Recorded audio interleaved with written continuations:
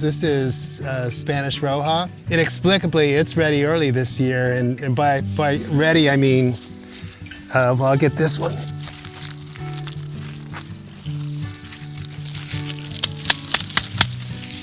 That's ready. And if you look at it, the top leaves are pretty much spent. The bottom 3 or 4 leaves are spent, and the plant looks a little bit peaked, and that's the bulb that you get. There's absolutely there's lots of differentiation, but there's no individual cloves that have broken apart from the others. The roots look good and healthy, and it's a great bulb. But I dig the bulbs out with a little hand shovel. I think that's probably not the most efficient way to do this. More than likely, I'm the only one that does this, in fact. But we have 3,600 bulbs, and I was just telling Darro that there's a lot of hurry in our lives, but it doesn't happen out here in the garlic fields. Everything is done, with pleasure, and that's not rhetoric. It's for reals. Like, how can you not love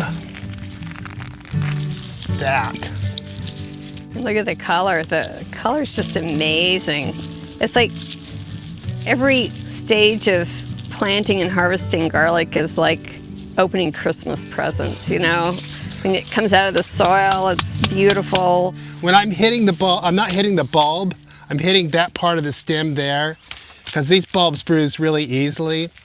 And, clearly they're just beautiful, healthy bulbs, and they'll clean up just wonderfully. You'll see them at the festival on August 15th. Here's another jumbo.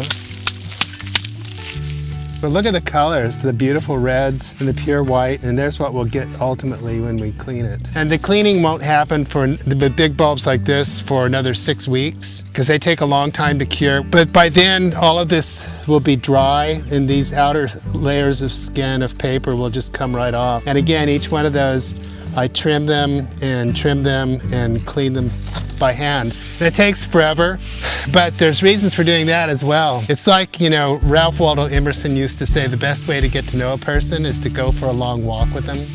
And I think another good way is to clean garlic with them. But you can see this ain't working.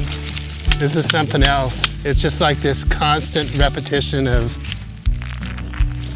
digging it out, grabbing the weeds and getting them out of the bed, because you're going to be planting here again in 3 years. And then when you see another big one coming up, it's just kind of fun. It's like, oh, that'll get comments. Just a note on soil in general. This bed is really dense soil. It's very dense clay soil. And this is one of our original beds from 15 years ago. We put so much organic matter in here, and the clay works its way back up. It's just crazy. That's not the granular, picturesque stuff that you read about in the magazines. There's 9 beds here, and the other 7 are beds that I reconditioned. Brandon has been preaching to me ad nauseum about regenerative farming, and it's really great stuff. We've been planting crimson clover and buckwheat, and then we knock that down and let it rot in place, and those other beds, you can reach into the soil about that deep and come up with just perfect granular soil. And the natural clay soils are great. Well, nutrition. That's a really good point. One thing that I've read is that clay is incredibly dense, as you can see. This site was never used for agricultural purposes before we got here. Trapped within this clay, it's information from thousands of years ago, including nutritional sort of good things that the soil would otherwise have lost over the years. And when you grab clay like this and you work it to plant, you break it open, all of those nutrients, all of those good things are becoming available to your plant. The fact is, the garlic that comes out of these beds is extraordinary. Our name is Tilthworks, and we work really hard to keep the soil in good condition. This is an old sail in Astoria. There's a shop that makes things out of old sailboat sails. So this is our sailboat. This is garlic that we dug this morning before you got here. We never leave it in piles for longer than a couple of hours because, unbelievable, there's a lot of humidity that comes off of these things, and even in a short time it'll compromise the leaves. Here's the Bull of the Woods. Right there. It's the biggest one I've dug with this strain. We put them in groups of like 8 or 10, depending on the size. Try to get several different sizes together so they've got a lot of air going through it.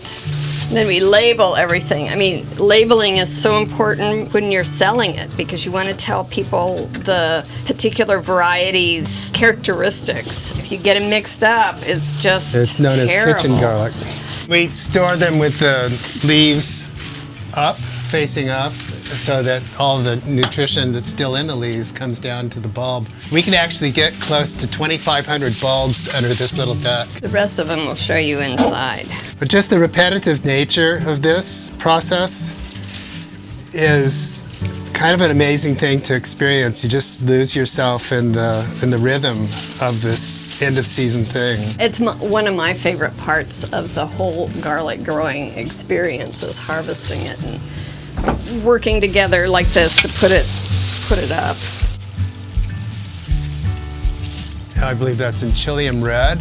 Down here is some more of the Spanish Roja. See the stripy one? That's a turban, that's a China Dawn. We put only hardnecks out here. This is only hardneck. Those are the ones that blew out. There's so far out of the 700 that I've dug out, there's been about 12 or 14 that have blown out. Well, come on in. And so every year he puts this up for garlic season. Try to keep it at a certain humidity level as they're drying. And it's for soft neck garlics that I make braids with because you can lay them out perfectly straight. It allows the leaves to just be in a state when I braid them that then I can kind of form them and shape them into a design of their own separate from the braid. And there's also, some of those are too large for braids, and so they'll become seed stock or they'll find their way onto the table at the market as garlic to be sold individually. Bye, see you at Clatskanie Garlic Festival. August 15th, be there.